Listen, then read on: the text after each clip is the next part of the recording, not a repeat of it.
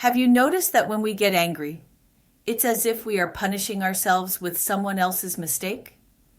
Someone might just say a word or make a small gesture, yet inside our hearts the waves surge, and we feel miserable.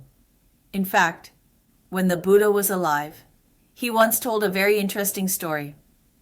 One day, as the Buddha was walking, someone, because of a misunderstanding, harbored resentment toward him, and in front of everyone, hurled harsh insults at him. But the Buddha did not get angry.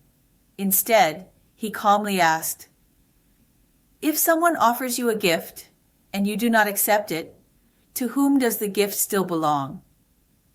The man replied, "Of course, it still belongs to the giver." The Buddha said, "In the same way, today you have offered me your anger and insults.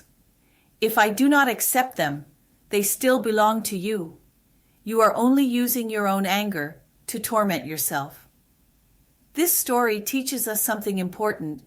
When we are angry, we are not punishing others. We are only hurting ourselves. Someone may insult us and forget it a moment later, but we hold on to the anger in our hearts, turning it over and over, making ourselves more and more uncomfortable. What we most often forget, in fact, is ourselves. Do you find that you often neglect yourself? Always focusing on what others say, on what others think, instead of caring for your own mind? Yet life comes only once. It is like the sun slowly setting. It will not return. Once time has passed, we cannot grasp it back again. So what should we do?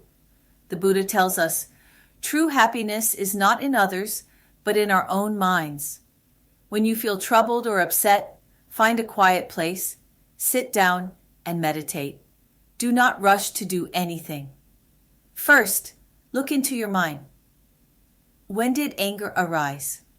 When did greed appear? When did your thoughts go astray? Why did this happen? Where is the problem? Just like looking into a mirror, you gradually see it more clearly. And most importantly, make timely adjustments. For example, if you notice yourself getting angry, remind yourself, anger only harms me. It is not worth it. If you see greed arising, tell yourself, no matter how much I have, I cannot take it with me. Contentment is true wealth. By constantly observing and correcting ourselves, our hearts become lighter and freer. As the ancients said, the noble person is careful even when alone. To be able to govern your mind when no one is watching, that is true cultivation.